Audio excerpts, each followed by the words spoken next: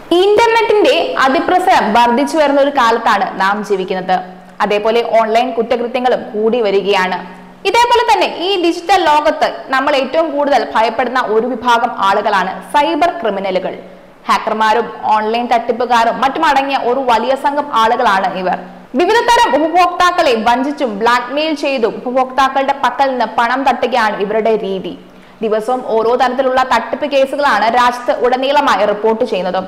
ഈ ചലാൻ തട്ടിപ്പ്, വ്യാജ ഇലക്ട്രിസിറ്റി ബിൽ തട്ടിപ്പ്, ഡേറ്റിംഗ് ആപ്പ് തട്ടിപ്പ്, ഓൺലൈൻ ഓർഡറിന്റെ പേരിലുള്ള തട്ടിപ്പ് എന്നിങ്ങനെ നിരവധി തരത്തിലുള്ള തട്ടിപ്പുകളാണ് ഓരോ ദിവസവും രേഖപ്പെടുത്തുന്നത്.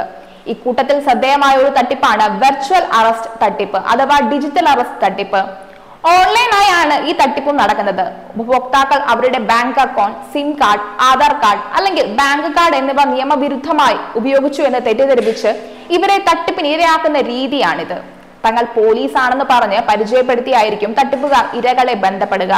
ശേഷം മേൽപ്പറഞ്ഞ കുറ്റകൃത്യങ്ങളിൽ നിങ്ങൾ പങ്കാളികളാണ് എന്നും ഇവർ ഇരകളെ തെറ്റിദ്ധരിപ്പിക്കും.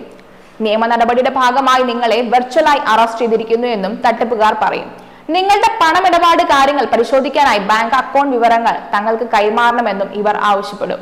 ശരിക്കും പോലീസ് ആണെന്ന് കരുതി പല ഉപഭോക്താക്കളും ഇവരുടെ ബാങ്ക് അക്കൗണ്ട് വിവരങ്ങൾ കൈമാറുകയും ചെയ്യും. ഈ വിവരങ്ങൾ ഉപയോഗിച്ച് തട്ടിപ്പുകാർ ഉപഭോക്താക്കളുടെ അക്കൗണ്ട് കൊള്ളയടിക്കുകയും ചെയ്യും. ഈ അടുത്തിടെ വെർച്വൽ അറസ്റ്റ് തട്ടിപ്പിലൂടെ കൊല്ലം സ്വദേശിക്ക് 40 ലക്ഷത്തോളം രൂപയാണ് നഷ്ടപ്പെട്ടത്. മുംബൈയിൽ നിന്ന് ഇയാൾ അയച്ചിരുന്ന പാഴ്സലിൽ MAD-MI കണ്ടെത്തി എന്ന് പറഞ്ഞുകൊണ്ട് ആയിരുന്നു തട്ടിപ്പ്. ഇയാളെ ബന്ധപ്പെട്ടത്. എന്നാൽ ഇത്തരത്തിൽ പാഴ്സൽ ഒന്നും തന്നെ അയച്ചിട്ടില്ല എന്ന് ഇയാൾ മറുപടി പറയുകയും ചെയ്തു. മാത്രമല്ല പോലീസിന് പരാതി നൽകുമെന്നും ഇയാൾ തട്ടിപ്പുകാരോട് പറഞ്ഞു. എന്നാൽ കേസ് രജിസ്റ്റർ ചെയ്തിരിക്കുന്നത് മുംബൈ പോലീസ് ആയിരിക്കുന്നതിനാൽ മുംബൈ പോലീസിന്റെ അധികാരി ഇയാളെ വിളിക്കുമെന്നും ഇവർ അറിയിച്ചു. ഉടൻ തന്നെ സ്കൈപ്പ് വഴി പോലീസ് വേഷത്തിൽ ഒരാൾ ഇയാളെ വിളിച്ചു. കാഴ്ചയിൽ പോലീസിനെ തെറ്റിദ്ധരിപ്പിക്കുന്ന ഒരാൾ ആയിരുന്നു സ്കൈപ്പ് വഴി ഇദ്ദേഹത്തിന് ബന്ധപ്പെട്ടത്. തുടർന്ന് കേസിന്റെ ഭാഗമായി ഇയാളെ വെർച്വലായി അറസ്റ്റ് ചെയ്തിരിക്കുന്നു എന്നും ഈ തട്ടിപ്പുകാരൻ വെളിപ്പെടുത്തി. ഇയാളുടെ ബാങ്കിംഗ് ഇടപാടുകൾ പരിശോധിക്കുന്നതിന് വേണ്ടി ബാങ്ക് അക്കൗണ്ടിന്റെ വിവരങ്ങളും ഇവർ വാങ്ങി. തുടർന്നാണ് ഇദ്ദേഹത്തിന്റെ അക്കൗണ്ടിൽ നിന്ന് 4,30,000 രൂപ നഷ്ടമായി. ഇതിനുശേഷമാണ് താൻ വഞ്ചിക്കപ്പെട്ട കാര്യം ഇയാൾ തിരിച്ചറിഞ്ഞതും.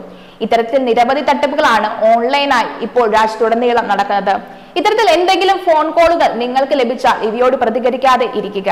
മാത്രമല്ല ബന്ധപ്പെട്ട അധികാരികളെ ഇക്കാര്യം അറിയിക്കുകയും വേണം. അജ്ഞാതമായി വരുന്ന സന്ദേശങ്ങളിലെ ലിങ്കുകളിലെ മറ്റ് ക്ലിക്ക് ചെയ്യാതിരിക്കാനും ശ്രദ്ധിക്കുക. ഇതിൽ ക്ലിക്ക് ചെയ്താൽ മാൽവെയറുകൾ അടങ്ങിയ വെബ്സൈറ്റുകളിലേക്കായിരിക്കും നിങ്ങൾ എത്തുക. ഈ മാൽവെയറുകളുടെ സഹായത്താൽ നിങ്ങളുടെ ഉപകരണം നിയന്ത്രണത്തിലെടുക്കാൻ ഹാക്കർമാർക്ക് സാധിക്കുന്നതുമാണ്. അതേസമയം നിങ്ങൾ എപ്പോഴെങ്കിലും ഓൺലൈൻ തട്ടിപ്പിന് ഇരയായാൽ ഉടൻ തന്നെ വിവരം സൈബർ പോലീസിന്റെ നമ്പറായ 1930 അറിയിക്കണം. സംഭവം നടന്ന് 1 മണിക്കൂറിനുള്ളിൽ തന്നെ വിവരം അറിയിച്ചാൽ നഷ്ടപ്പെട്ട മുഴുവൻ തുകയും തിരിച്ചെടുക്കാനും സാധിക്കും.